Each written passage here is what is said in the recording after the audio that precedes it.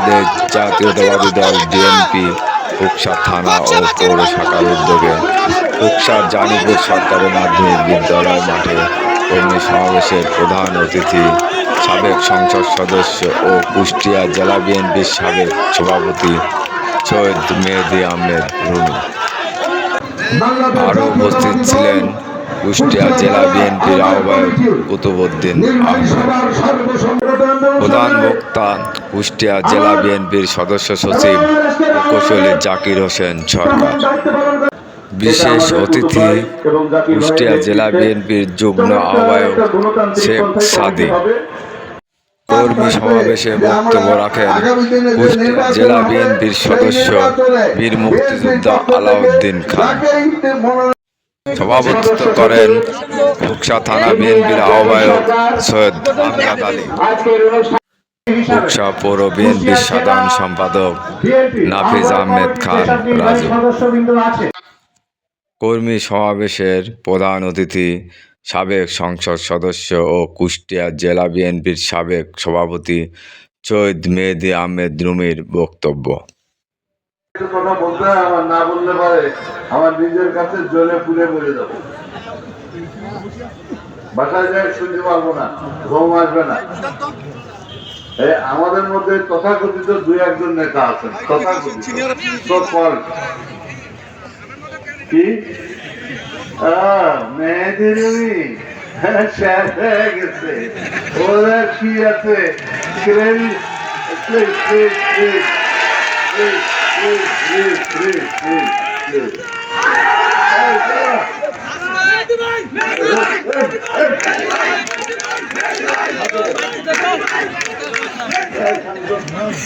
ওকে crane দিয়েও টাইনে তোলা যাবে না। আজকে দেখছি ক্রেন ছাড়াই আমি উপরে দিই। এইরকম সম্মেলন বাংলাদেশে থানা লেভেলে কোথায় হয়েছে বলে আমার জানা নাই, বা এরকম কর্মী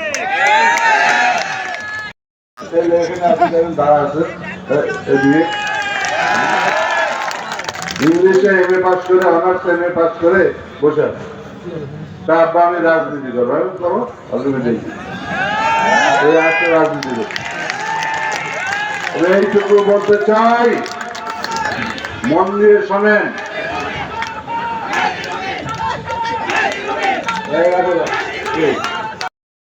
একটা সন্তানের মতো লালন পালন, ছাত্র দল বলেন, যুব দল বলেন, কৃষক দল বলেন, শ্রমিক দল বলেন, মহিলা অঙ্গ দল বলেন, মুক্তিযোদ্ধা দল বলেন, সমস্ত কিছু। এই 53 বছর আমি রাজনীতি করি, 58 বছর এই স্কুলে রাজনীতি করতাম, কুষ্টিয়া জেলা স্কুলে রাজনীতি করতাম, যেন ওখান থেকে বের করে দিচ্ছে, আব্বা নিজে এখানে ভর্তি করে দিচ্ছে। এখান থেকে আমার কদিন থেকে এই হাসিনা এই 16 বছরে 6 বছর জেল কাটিয়েছে আমাকে, 5 বছর 7 মাস কয়েক। লাস্ট সেন্ট্রাল জেল থেকে বেরোলাম, ওই জেলে যাই দেখি আমার মহাসচিব আছে, আমাদের আমির খসরু মাহমুদ চৌধুরী সাহেব আছে, আমাদের আব্বাস সাহেব আছে, মির্জা আব্বাস, আমাদের আমানুল্লাহ আমান সাহেব আছে, আমাদের শামসুজ্জামান দুদু সাহেব আছে, খায়রুল কবির খোকন সাহেব আছে। সব আমরা ওই ভিআইপি একটা চম্পাকলি নামে একটা বিল্ডিং, সেই বিল্ডিং এ আমাদের আমাদের সোরাব ছিল, একসাথে ছিল। যাই হোক, জেল জুলুম অত্যাচার এগুলো আমরা ভয় পাই না, কোনোদিন পাইনি, পাবো না, ভবিষ্যতে ইনশাআল্লাহ পাবো। আমি তৈরি করেছি রাস্তাঘাট বলে, আমি তৈরি করেছি এই যে রাজবাড়ী কুষ্টিয়া মহাসড়ক, এটা কাটতে যায় গুলিও করতে যাচ্ছে ওই বিলের ওখানে। বিদ্যুৎ লাইন জিজ্ঞেস করেন না, গ্রামে গ্রামে নিজে পোল খাতে করে দিয়েছে, রাস্তাঘাট করেছে, যে রাস্তাঘাট এখনো রিপেয়ার হয়নি, সে আমি করেছি সেই সময় কাটিয়ে। তা আমি দেখি এত বছর ধরে কি কাজ করলো। শেখ হাসিনা নাকি 15 বছর ক্ষমতায় থাকলো, এই 15 বছরের টাকা করেছে কয় হাজার কোটি ডলার। আজকের পত্রিকায় আছে, কালকের পত্রিকায় আছে। কালকে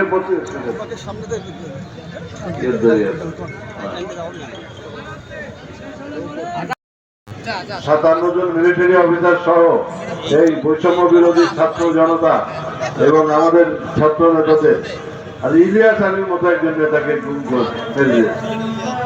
চিন্তা করুন।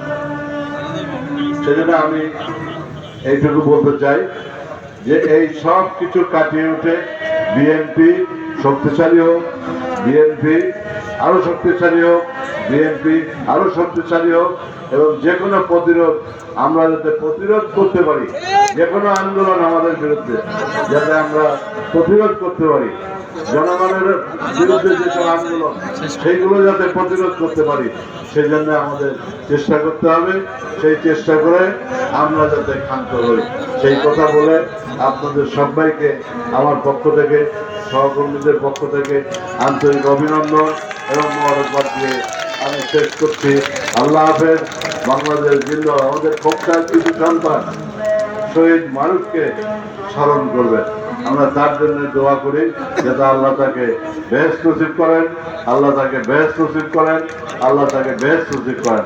এর সাথে আরো শহীদরা আছেন, এই বৈষম্য বিরোধী আন্দোলনে যারা শহীদ হয়েছেন সবাইকে আল্লাহ যাতে বেহেশত নসিব করেন সেই কামনা করে শেষ করছি। এবং আজকের যারা